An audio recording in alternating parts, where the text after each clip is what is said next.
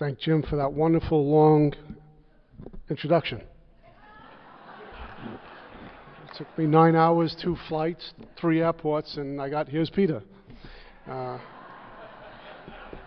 Thanks, Jim. Jim was supposed to wake you up for me, but I'll try doing that this morning. Thank you very much. My name is Peter. I'm a recovered alcoholic.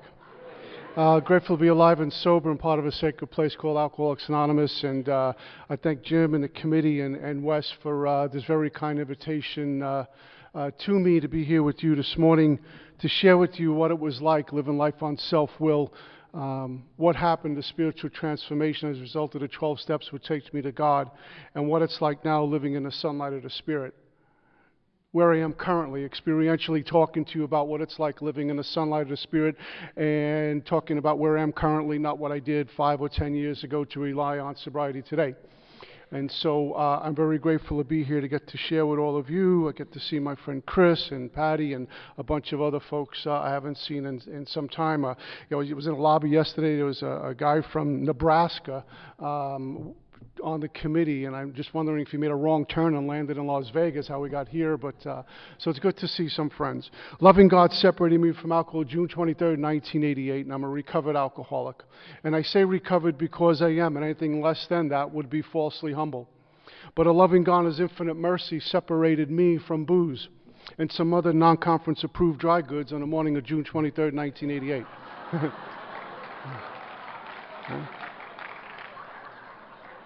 Well, at AA, I'm going to stick to alcohol, not like some of our politically correct meetings where anything flies and a lot of us die. So I'm going to try to stick by our traditions. My plan on stopping drinking didn't show up on June 23rd, 1988. My plan on landing in Alcoholics Anonymous and going to my 7 treatment center and doing this for AA and getting a sponsor, those are the last things on my mind June 23rd, 1988. In fact, there was nothing on my mind in June 23rd, 1988. In fact, I will tell you I was completely out of my mind June 23rd, 1988.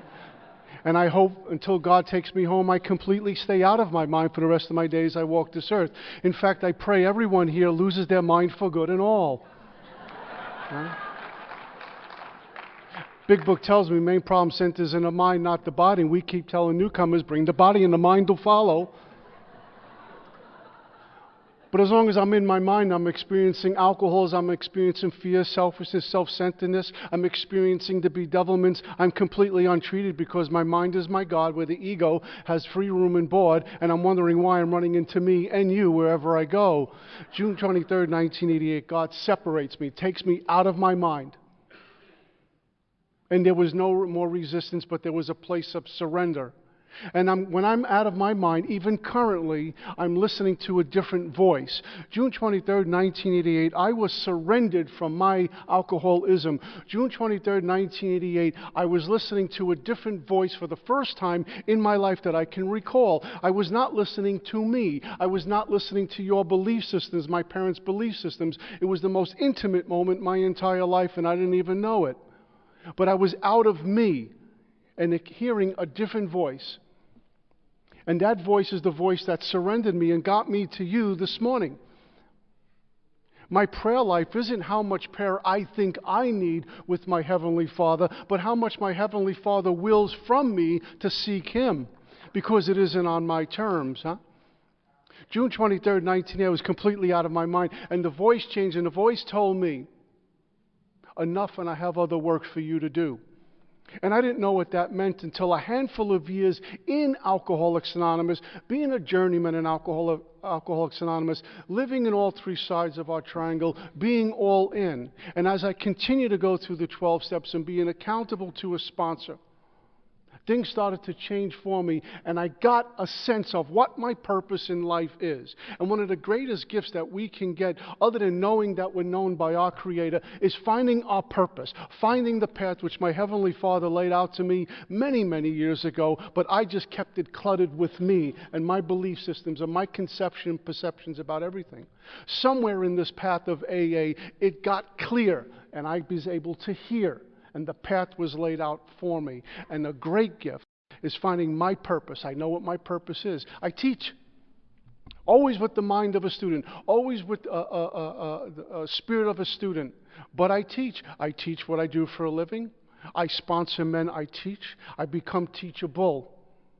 And where do I teach? I work with other drunks. And God could have gave this gift instead to me, to many other people. People who are a lot more worldly, a lot more scholarly than me. But He gave me, a homeless drunk, some inspiration, lit the fire. I carry the torch and I go work with others. And somehow, it seems the more I give back to AA, the more I give back in my home's occupations and affairs, the more I give back, the more full I am. And the more I look to serve my Creator, because it is a life of service. And nothing less than that great fact. But it seems the more I surrender and serve my God, my experiences, I find my God is serving me.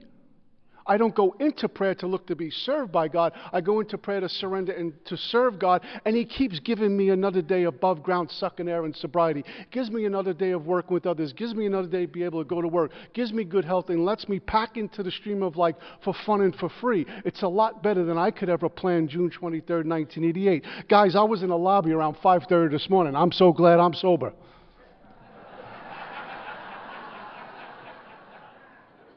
I should have handed out big books at around 5:30 this morning in the lobby.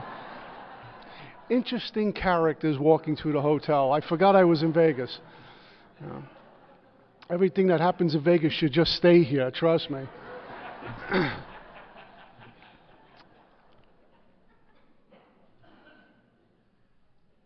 From June 23rd, 1988 to where I am this morning, my life has obviously changed a whole bunch. Not only in how I look physically, but more importantly, what's going on inside of me that manifests out to you. My God is my God, not my mind anymore. External conditions are no longer a remedy for what troubles me, but the solution is within, and not from my mind, but my relationship with God. My whole life is based on my relationship with God. Everything hinges on my relationship with God, and nothing less than that great fact. My life is one of daily surrender. I wake up in the morning and to surrender in my brokenness to my God. Because regardless of how many times I'm out speaking, regardless of how many men I work with, or how much money I make, I'm broken. In fact, AA is like the room full of broken toys. All the toys that were broken on Christmas morning, we come here.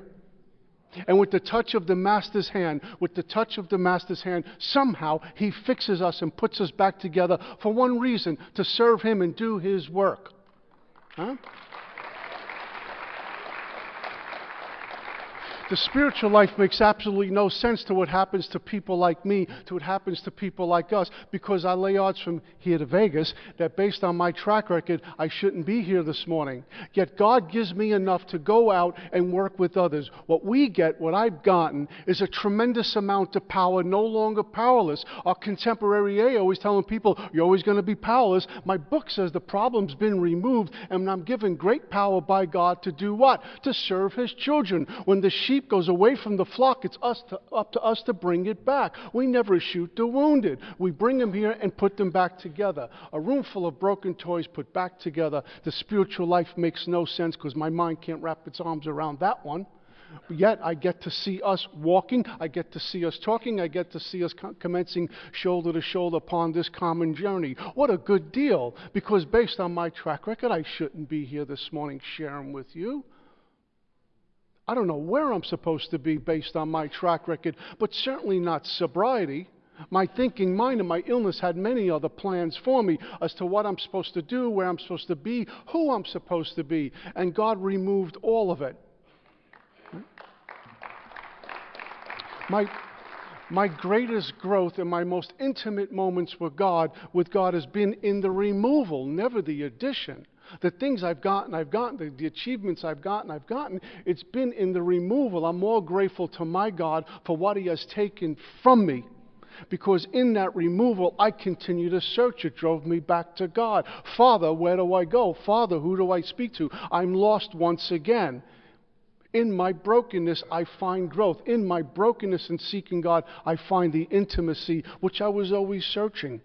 I was always looking for that something in the bottle of a bottle. And it took me down dark alleyways and into places that I had no right being. And yet I landed in alcohol Alcoholics Anonymous, because there's nowhere else to go, you are the only guys that would take me in after 7 treatment centers, and little by little I get put back together. So I continue to surrender to God every morning. And my prayer life is 3 times a day. I pray to God, I seek my God in the morning on awakening. And like most of us on retiring at night, I give more prayer and more meditation. And in the middle of the day, I take my God break. I work in the treatment center business.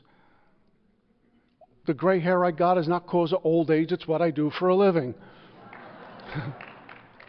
So I get away from my office, and I will sit in my car, I will lock my office door, and I will seek God once again. So my prayer life has been 3 times a day. My meditation life has been 3 times a day for years now. I didn't plan it that way. It's what God told me to do. And so I listen, because I'm not listening to my mind anymore.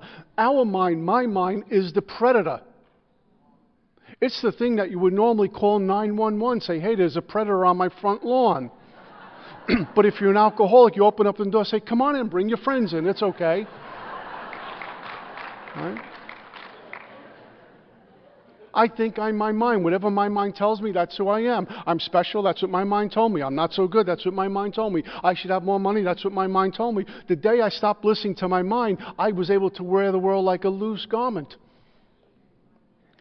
And I'm able to do this for fun and for free.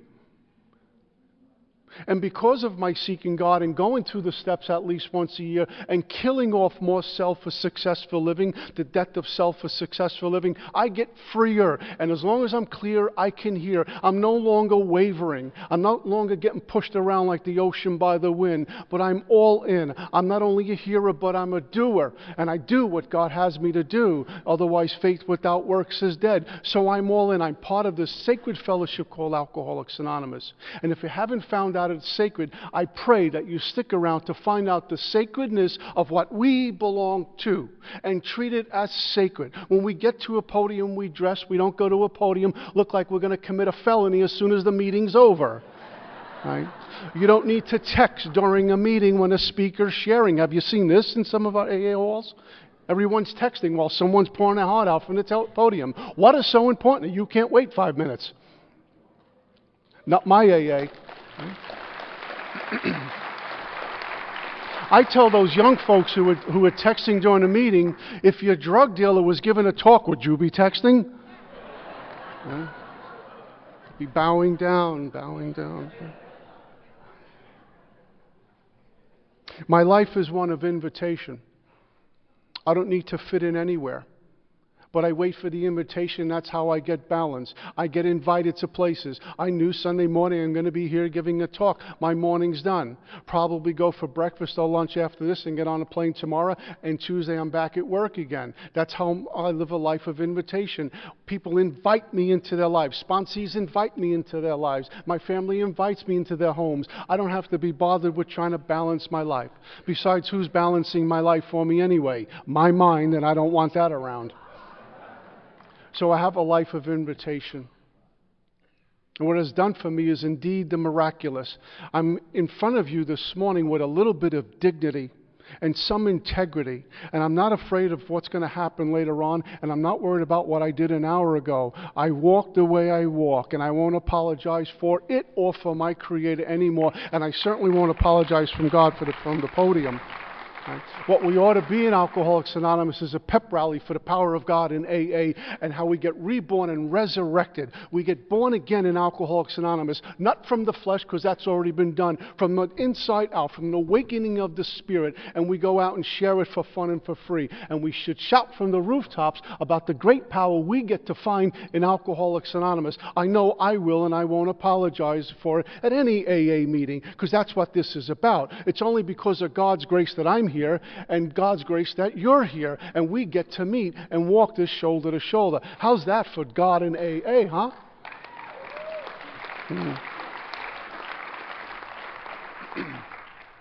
I took my first drink when I was about 14 years old. I grew up in an area called Brooklyn, New York, a town called Bensonhurst, Brooklyn, New York. You're here? For somebody from Brooklyn? Make yourself at home. Hit somebody.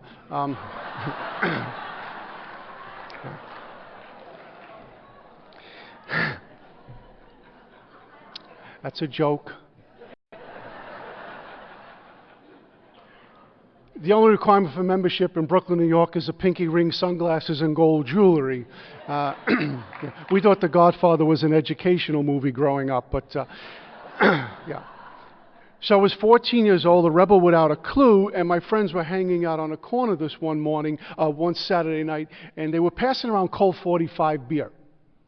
And they seemed to be joyous, happy, and free drinking Colt 45 beer. What was going on within me was completely opposite. I was not joyous, happy, and free. I was basically experiencing bedevilments. I didn't know what they were then. I was walking around with bedevilments, and I was scared to death of life. That's why nowadays I don't try to live life on life's terms. I don't tell new people live life on life's terms. Life on life's terms, I need a double just to walk into a shower. I need a double just to get into my car. I just need a drink just to breathe. That's life on life's terms, fear-based and insecure. Life on God's terms is simple and easy. And I get a path to follow, and I get a creator to listen to. It makes things a lot easier. I can wear the world like a loose garment. Back then it was different. It was spring, summertime. My friends were hanging out on a corner. Now, growing up in Brooklyn back in the day, everyone belonged to a crew, a corner. You had to. It was almost a religion. You had a group that you hung out with, and you were the best, and you had to be a part of that. And there was initiation rites to get into that, and part of that was getting drunk with the guys on the corner.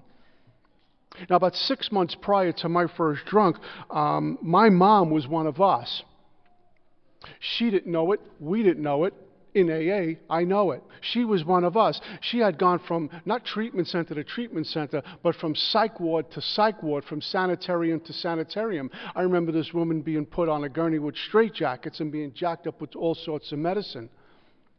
And I watched this woman experience what I experienced and we experienced when we're untreated or out there drinking, the incomprehensible demoralization. And the hope for life, the flame is taken out. We become hopeless at that point. And I watched this woman try to take her life about a half a dozen times. And January 23rd, 1974, I woke up to horror.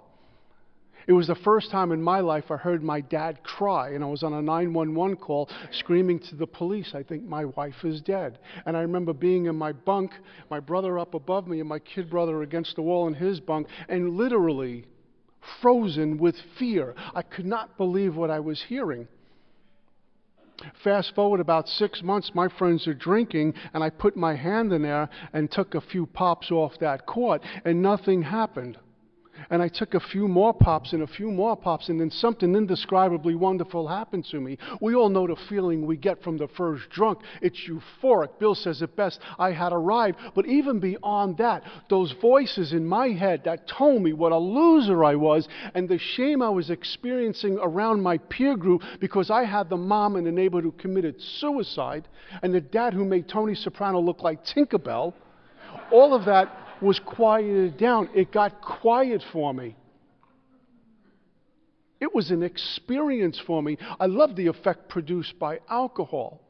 When my mom passed away, I grew up with a mom that took me to my religious community, told me God loves me, all things are possible with God. My mom showed me how to get on my knees and pray like a good little Catholic boy. And I went through all the things we do as Catholics in our community, and I thought God was a pretty neat guy.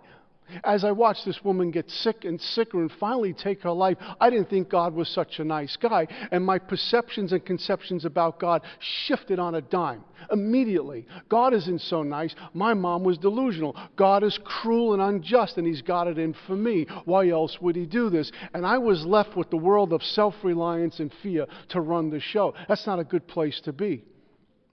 Not being fear-based, hypersensitive, insecure about everything, and looking for something out there to get me right. If I can get her, I'll be okay. If I can get the money, I'll be okay. If I can get a good reputation, I'll be okay. If I can get drunk with the guys on the corner Saturday night, I will be okay. So I put my hand in there and I kept drinking, and I got nice. I was part of life at last.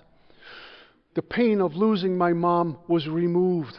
This fear I had about my dad removed. I was present to the moment. There was no before, no later on. I just didn't know anything about alcoholism. I didn't know about this obsession. I knew nothing about the phenomenon called craving. That for me, I know what kind of alcoholism I got. That when I drink, the cravings intensified. It's not satisfied. There's no such thing as I'm going to have one or two and go home. That's the plan. It never works out that way. And who knew about spiritual malady back then? I wanted nothing to do with God. I never heard of spiritual malady. Religion doesn't work. God doesn't work. I'm on my own. I have no relationship with my old man. By the time I was 14 or 15, I was also a victim of some sexual abuse. Mom died, sexual abuse, verbal abuse. I was given beatings regularly. What am I supposed to do with this thing called life? I want out. And I was already thinking, if I can't stay drunk, I want out. This is a mistake. I don't belong here. Somebody screwed up. Alcoholism worked. When I got drunk, I got to a place out there. I loved the effect produced by alcohol. It wasn't a problem. Alcohol works on my bedevilments. Alcohol is a solution to my alcoholism. That's why I drank. Give me more. Get me there. My first drunk was an innocent one. I went home that night, got up the next morning. I wasn't hungover. I remembered everything from the night before. I loved the effect produced by alcohol. I wanted to repeat it. I went down to the park that Sunday morning to play ball with the guys. My shoulders were about that wide on the way into the park. I got my passage into manhood. I had a little war story from the night before. Little hungover. I liked that. I was part of the crew now. The difference between me and them is they went about their business. I was already in a state of obsession for the next Saturday night when I can put my hand in there and capture that elusive feeling once more. Get there so I can feel good about me. Here's what can go on in Alcoholics Anonymous because I experienced this. I could be attending meetings of AA, working, getting to a lot of meetings, even have a sponsor and walk around with a big book that I never opened, but a big book to let you think I'm spiritual, right? And even though I'm not drinking, I can experience that same sort of dis-ease and discomfort in here with double-digit sobriety as I did at 14, and the world was killing me. Because I'm an untreated alcoholic and meetings don't treat my alcoholism. Sorry to tell you that on a Sunday morning. It's just the way it is. Because if meetings alone treated alcoholism, the big book would say, just go to meetings, one page, let's go home.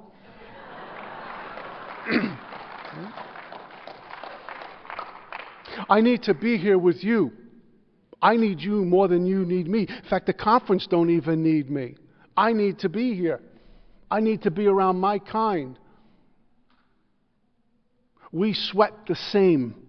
There's no difference. Whether rich, poor, black, white, doesn't make a difference. We sweat the same. We're in the same pool. I need to be around you. But just being around here doesn't give me anything to wake up the spirit. I will feel good after I make a meeting. I will feel excited after a meeting. I will feel charged up and ready to take on the world. An hour or two later, the next day, I'm back with me again. I need something that goes in here, that goes right past the mind, hits the spirit, and wakes it up. And that's God. And what can happen to us has happened to me in AA. Alcoholism will go underground and resurface in other areas. We experience sprees while we're sober. Sex sprees and food sprees and money sprees and fear sprees, ego sprees, thinking sprees. Because God forbid I should sit on a couch all alone with me. And I've lost complete touch with my Creator. My God is just a name out there. And I'm not too sure about it anymore. It's all of me. When I walk into an AA meeting, they say, how you doing? I'm fine. I'm spiritual. I'm Moses. I'm good.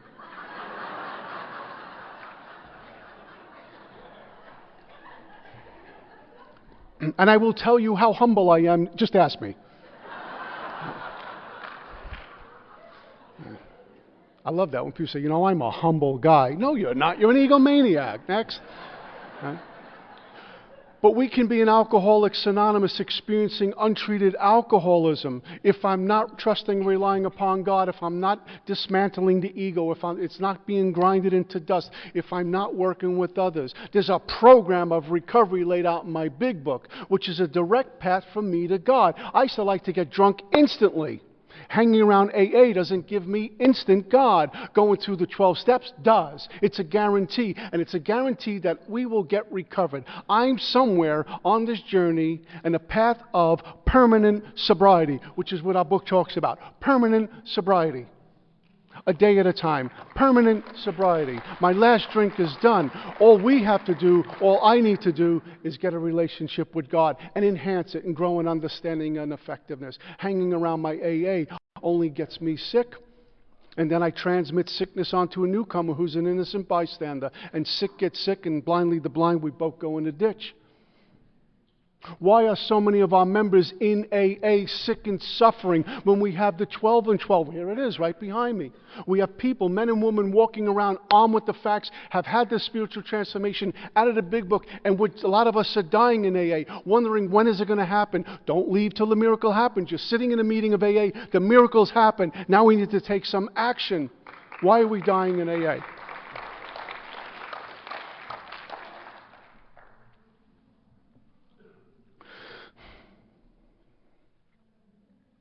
I was in AA about 6 months, my first 6 months, and drinking looked good again. I was just going to meetings. I need a drink. This is getting crazy again. I'm really uncomfortable. I'm experiencing disease and discomfort.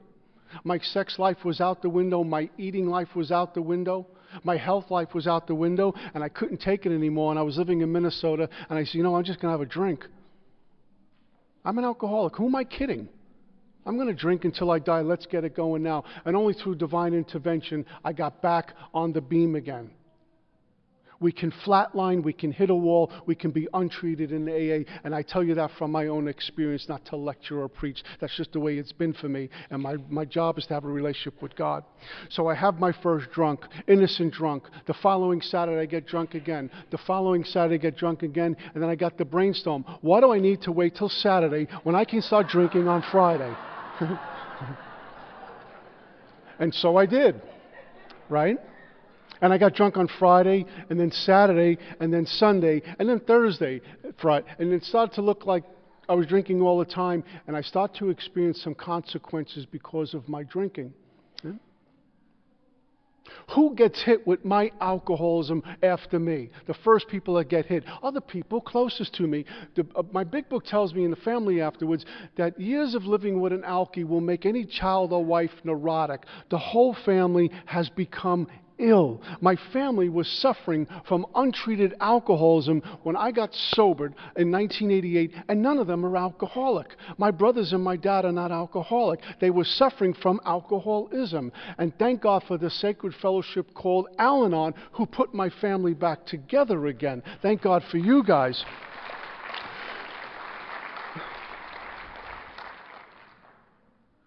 So the consequences were me needing money all the time and stealing from people I love, on getting a curfew that went out the window. My dad would give me these talks, these father and son talks. He mostly hollered and I listened, but he was trying to help me, and I didn't listen. And my brothers who were proud of me, who idolized me, became shameful of me, became afraid of me, would hide jewelry. They would hide stuff when I walked in the house. My family was walking on pins and needles because what owned me owned them. And just going to meetings doesn't make me a winner. Not drink and go to meetings doesn't make me a winner. I need to give back. And what has happened to me, the same illness that drove me to pick up a drink and would crawl over bodies to get to a drink, the awakened spirit allows me to go serve them, to bring back this awakened spirit into my home occupation affairs. We get great power, and I will tell you this, from my own experience and my own eyes watching others' lives, we get the power to heal in Alcoholics Anonymous. It's God's power. You go into a drunk's house, you do the 12-step call. You see what that house looks like and smells like and how people are acting. Then we get that drunk, we bring him into AA, we bring her into AA, and we give them what we got, the 12 steps in God, service, recovery, fellowship, all of it. They start to live in all three sides of the triangles. Go back into that house. That house has been touched by God, it's been awakened, it's been healed, whether they find Al-Anon or therapy or not. That one awakened drunk, that kind of power goes into that house again, and the house becomes a house. She becomes his wife, not the enemy. The children become his children, not these kids who are in my way. Everything works. Everything clicks. It's part of the whole around the circle. Complete, finally, because of the God's grace that we get in Alcoholics Anonymous. We get the power to heal and touch lives in this sacred fellowship. Why do I want to hang around and wait for the miracle to happen? I watched my family become very sick because of this. I got into my first treatment center. I walked in. I didn't think I had a problem. I didn't concede to my innermost self I'm an alcoholic. I went to my first treatment center because I got caught stealing from my dad. I would take anything that wasn't nailed down, and I was just out of the starting gate here. I wasn't drinking for 15, 20, or 30 years. I hadn't been to jail yet, but I liked the effect produced by alcohol. Once I started, I couldn't stop, and I need money to keep it going, huh? So what do? I'm a coward. I steal from people who trust me. And I would take jewelry and money and so on and so forth. And one morning I discovered my dad's checkbook, and I had this great idea. If I forge his name on the check, I'll go down to the local store. They all know my dad. I'll say, my dad gave me this check. Can you cash it? And that's just what I did. And they said, anything for Victor's son? Sure. And they'd give me $20. I thought I hit lottery. This was a great thing. I go into this drawer, pull out my dad's checkbook, sign his name, go down to the local store, $20, $40, $20, and kept getting drunk. I knew nothing about checking statements back in those days. And back then, they sent the whole check with the big rubber stamp on the back, and my dad got a wad of these checks that he didn't sign, and he put the pieces of the puzzle together, and he came looking for me. This is like Robert De Niro in Goodfellas looking for you. This is a bad thing that was happening to me. And I was sitting in Lower Manhattan next to this young lady. We were in love. We got drunk the night before, so she was my, You know how that goes, right? Wait. When you're drinking and you got a load on, you think she looks like Bo Derrick, right? And when you wake up in that motel the next morning, she looks like Bo Diddley, and you want to get to that jam. Right?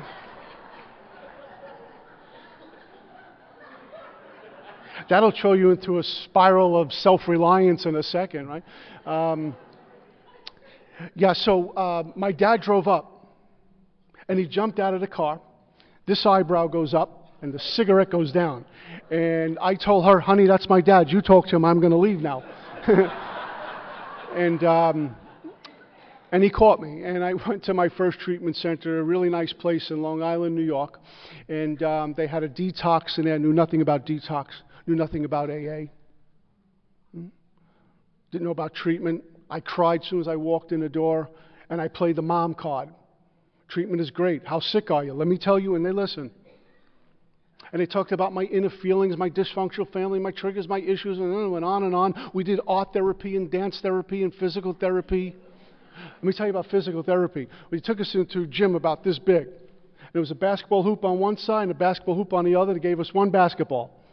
And they said, go play. And we had drunks detoxing, junkies detoxing, crackheads detoxing.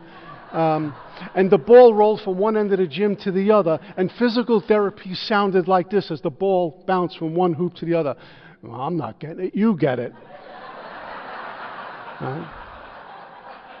The crackheads are running around going, I'll get the ball. Don't worry about it. I'll get it.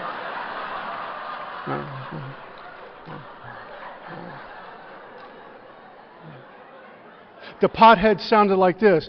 Wow, man. Suffice to say, physical therapy didn't get me sober. And 28 days later, I got out. Hadn't conceded to my innermost self. I went and get the heat off.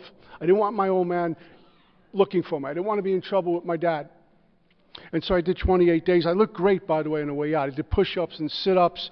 I was eating. I snapped right back after my first treatment center. They told me to go to AA meetings, but I didn't think I was a drunk. That's for those other folks who've been in treatment centers, who've been to jail, who had problems, who've been divorced. Not me. I'm just out of the starting gate. I'm untouchable. And so I left treatment, had that young lady pick me up with a jug. I cracked the seal. I inquired about AA in Greenwich Village, New York, never made a meeting, got drunk, and the allergy was back on again. And what I found out with alcoholism, the progression continues even though I'm sober, but the valleys get deeper and closer together. And my untreated alcoholism was in full bloom. It was coming to fruition until I could drink, and I needed to drink. And then I made my second treatment center. I made my third and fourth treatment center. And I hit my fifth treatment center. And by now, I had conceded to my innermost self I was an alcoholic. And everyone knew I was an alcoholic. Not a heavy social drinker with alcoholic overtones, which I thought for a long time. Right? I knew what I was. My track record proved it. Now I was kind of going to AA meetings here and there. And people said, keep coming back. They were wonderful. Don't don't drink, go to meetings. But I couldn't pull any of that off because I'm a real alcoholic. I'm the drunk on page 21. I can't just not drink and go to meetings. If I cannot drink, I'd stay home, not come to a meeting. But I kept going back to that which is killing me, and my mind will take me back to that which is killing me, even sober. It's called untreated alcoholism. I went through 7 treatment centers. In the first 6 treatment centers, over a bunch of years, I managed on my power 2 days of continuous sobriety. That's all I could pull off. Would get drunk immediately. I AM'd twice. I brought drugs into 1 treatment center. I just needed to stay loaded. And I loved the effect produced by alcohol. I fell in love with Jack Daniels, and then I had this new, wonderful, great relationship with Mr. Boston Blackberry Brandy. What a courtship this was. It took me to dark alleys and rooftops and abandoned buildings. And I kept worshiping Mr. Boston Blackberry Brandy because, God forbid, I should turn to God and say, please help me, I'm in trouble. The ego will never allow that. My self-reliance will never allow that until I'm completely broken, and then the journey can begin. And what I have found out, what God has done for me, and He will do it now, even in AA, did it back then. My God knows exactly what I need and when. And I'm not in charge of that. And what my God did for me, leading me up to June 23rd, 1988, and me hitting a wall in here, I've shared this from a million podiums, will take me to the edge of a cliff where my nails are dug in and there is nowhere to go to get my attention, to beat me into a state of reasonableness, as long as there's her or money or a car or something that I can get sober for. I will not seek God with the desperation of a drowning man. I will get God until I get her back, and then I don't need God anymore. I will get just enough money not to need God. I will get just enough things not to need God. I need God regardless of what He gives me. And June 23rd and in here, God will push me and you to the edge of a cliff where we're completely desperate. He's got my attention. Any of us have children. You know, when you're talking to them, they're on the computer, they're on their phone, they're paying attention to other things, and you stand in front of the TV and shut everything off and say, pay attention to me. Now you got their attention. When did I become bigger than a child to God? Even with a bunch of years sober. My God will shut down everything. Now pay attention to me. The difference between me then and now is I pay attention all the time. I don't want to miss the glory He's got for me. 6 treatment centers, 2 days sobriety. I kept getting out and getting drunk. Around my 5th treatment center, my dad decided to help me out. Didn't know anything about enabling. Didn't know any of those words. My dad doesn't know nothing about AA back then, or therapy, or Al-Anon. He never went to school. He just did what a parent do. Love you as best they can. Give you all they got. And so after my 5th treatment center, my dad got me this little studio apartment in Brooklyn, furnished it for me, bought me some clothes, some new shoes. I was working as a dock worker for years, lost that job, was going to try to get it back to me if I was able to do the right thing and kind of man up for the first time. But the needed power wasn't there. I didn't even know that with all the treatment centers I went to. That lack of power is my dilemma. For me, the most powerful words in my big book is lack of power is my dilemma. With power, no dilemma. Where am I going to find power? Permanent power that I can rely on at any time, at any hour, is from my God and nowhere else. Because you guys are going to go home after this conference. And after a meeting, you guys are going to go home. I get back in my car and put my head on my pillow tonight. Where am I going to go? To the power that's always constant, it's persistent, it's pristine, it's without fault, and it's always full of mercy. And that's where AA took me to, and that's what I rely on now. And it has given me abundance in AA. Even when God removes, it's still abundance, because when things get removed, I find a diamond in the rough. It's always been sitting there. Why would I not want to surrender to God? Why would I not want to go to God and say, you do with me as you see fit, because whatever I come up with, I get a drink in my hand at the end of the night. Huh?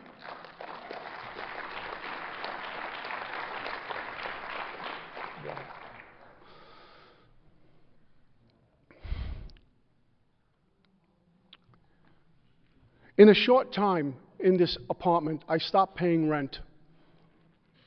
And in a short time, I brought like the Bowery into this little apartment. I had all sorts of characters screaming my name in the middle of the night, early in the morning. Thank you.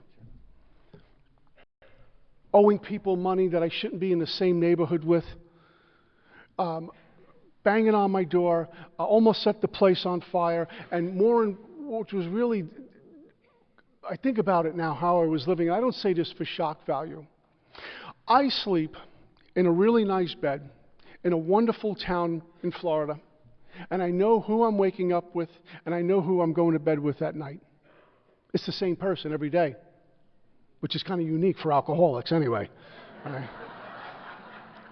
I love you. What's your name again?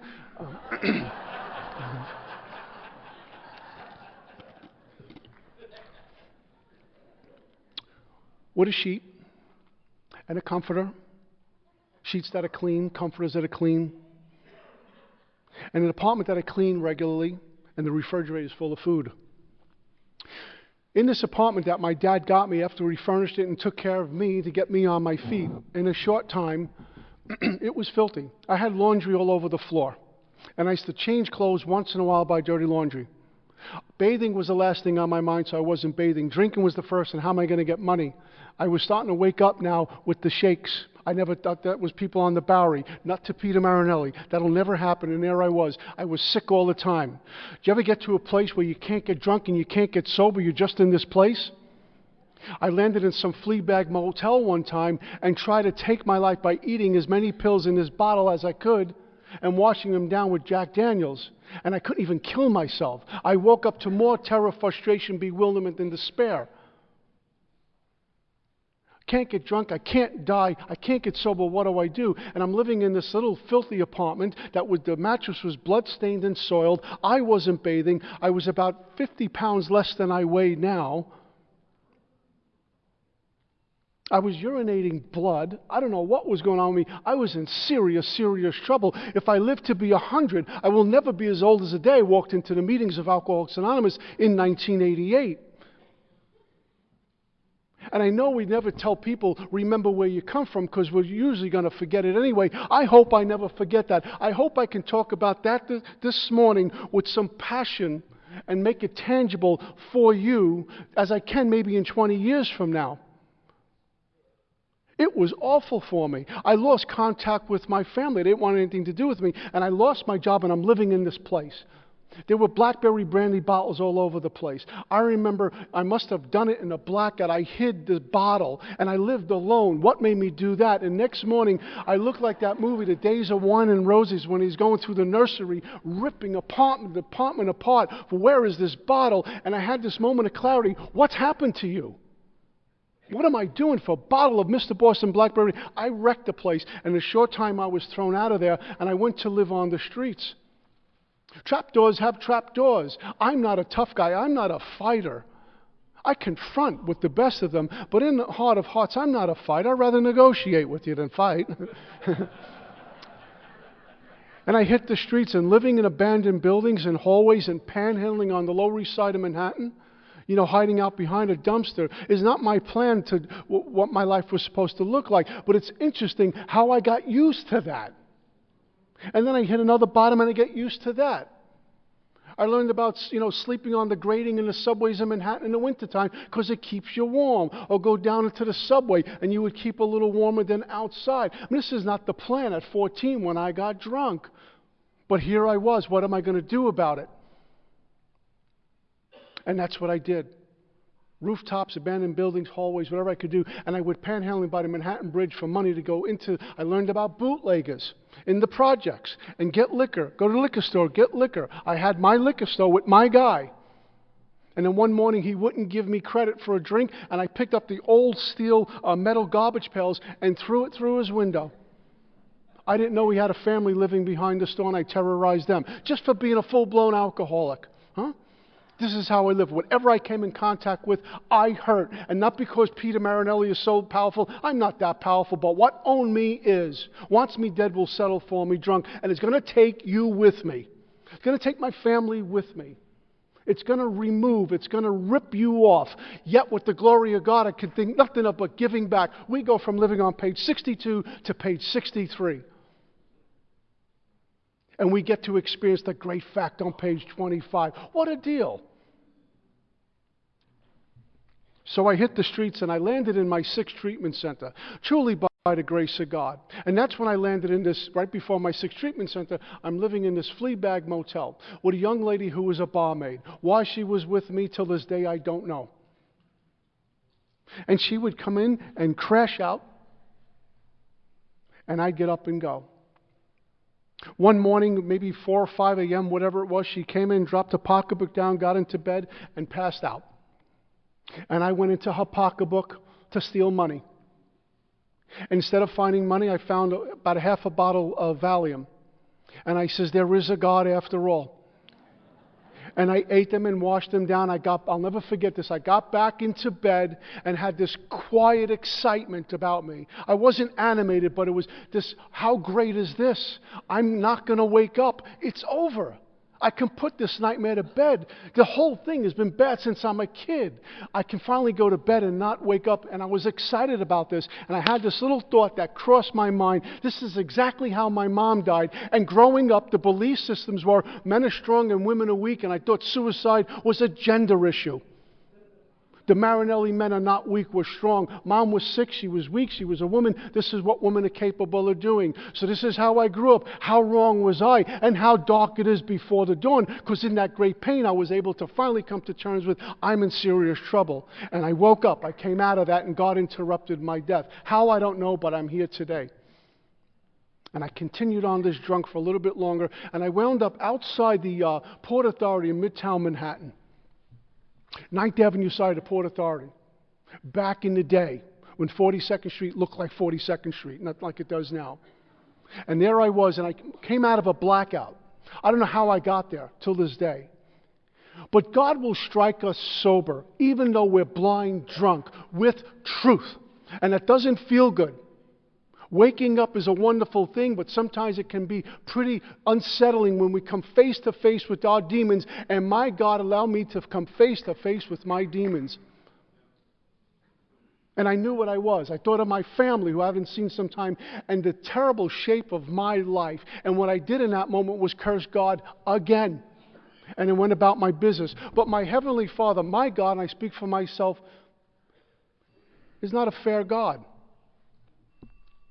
He's all loving, all forgiving. My God is not a fair God, and I'll tell you why. Because if my God was a fair God, based on the way I scoffed and mocked and spat at Him and cursed Him, I have no right giving this kind of glory, this kind of grace in AA. I get an F on my report card because I don't do life well. I don't do anything well. I blew it. God gave me a chance and I blew it. If my God was a fair God, F back of the class. All the people who are walking the walk get the A, and they go through the pearly gates. But my God is all forgiving, all loving, all merciful for God. My God went to the cross for guys like me, so you have a chance, Peter, to walk this walk and experience my abundance.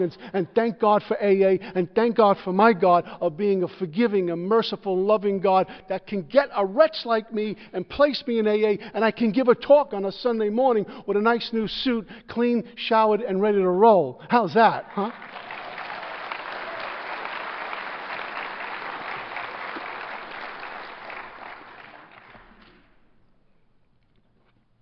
I spent a day and a half on my 6th treatment center and signed myself out, and what am I doing?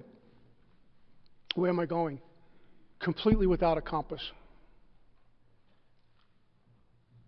Till June 23rd, 1988 showed up. The worst moment in my life. Of all the beatings I took, all the bottoms, June 23rd began as the worst moment of my life because I knew it was over. And then something shifted. A shift in consciousness where we will experience, where again we have these moments of clarity. And I went from, I can't take this anymore, where it's given a little bit of hope. Was a complete surrender, without reservations, without the lurking notion. Just, I'm done. And whatever you got, take me to. It's got to be better than what I'm doing. And the words I told God that morning, if He was listening, I don't want to die. Please take me from this. I look back my whole life, I wanted out. June 23rd started out this way and ended that way. I don't want to die. Please take me from this. Not thinking about any of this, AA. And my Heavenly Father gave me paradise in the form of AA members. Now you tell that to civilians, they don't get it. We get it. We know what it's like sitting in a meeting. Mary and I talk all the time. I want to go to a meeting, an AA meeting, an old AA meeting, a bunch of drunks, rotten coffee, sit in the back. It's a good deal, man. Huh?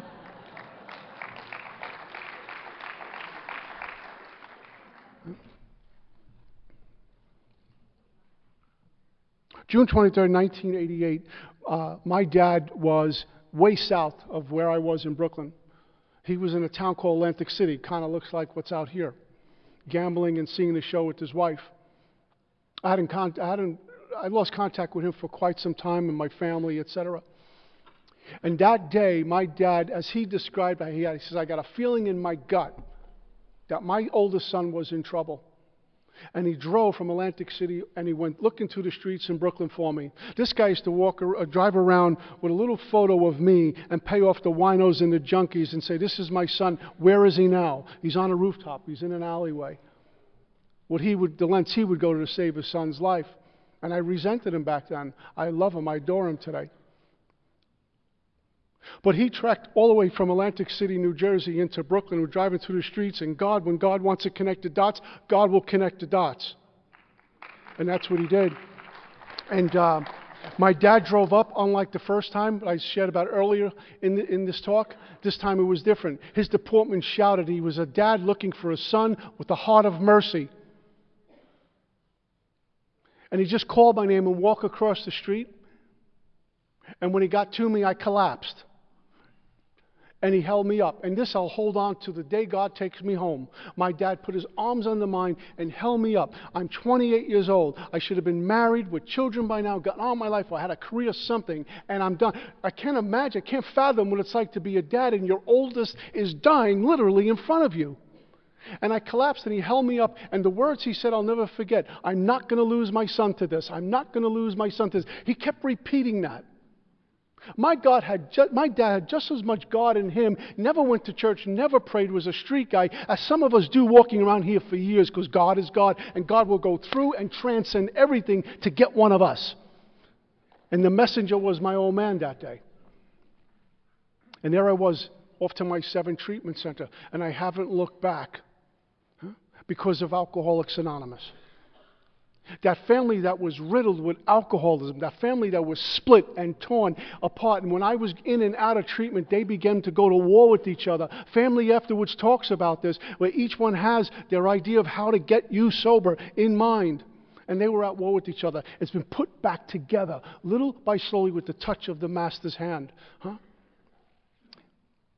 Through the power of meditation and prayer,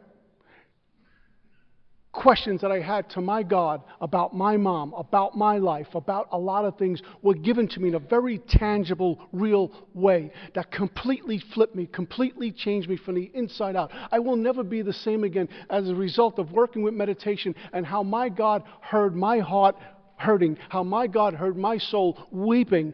One of the greatest gifts I've gotten in AA next to sobriety is knowing that I am known by my Creator. I know that. And I get to walk with you and with you and with you, and we commence shoulder to shoulder upon a common journey. And if you don't like me, that's okay. It's time for me to grow. So I will build a bridge. I will build a bridge for you to walk over. I will carry you over, but I will build a bridge. Instead of just assassinating your character and walking around and gossiping about you. That's not what my God wants me to do. My God wants me to live this life for fun and for free. Have fun with it. Passion, love, understanding, compassion for others. The least I can do is give back to my God. The least I can do is give back to AA by building a bridge to those who may look to assassinate me, my character. Who cares? Who cares? Life comes down to this, and it's gone. My sponsor, when he was alive, Mark H., bless his heart, called me up one morning and said to me, he used to call me Money. He said, Money, what are you doing about the dash? It's like 5:30 in the morning, so where are we going with this? It's 5:30. Why are you bothering me for? He said, what are you doing about the dash? I says, Mark, what is this dash? And like a good teacher, he waited for the question from the student and had the answer ready. And he says, when you go to a cemetery, there's a headstone. There's a date. God brought you here, and another date God calls you home. Right in the middle is a 2-inch dash. That's your life. What are you doing about the dash?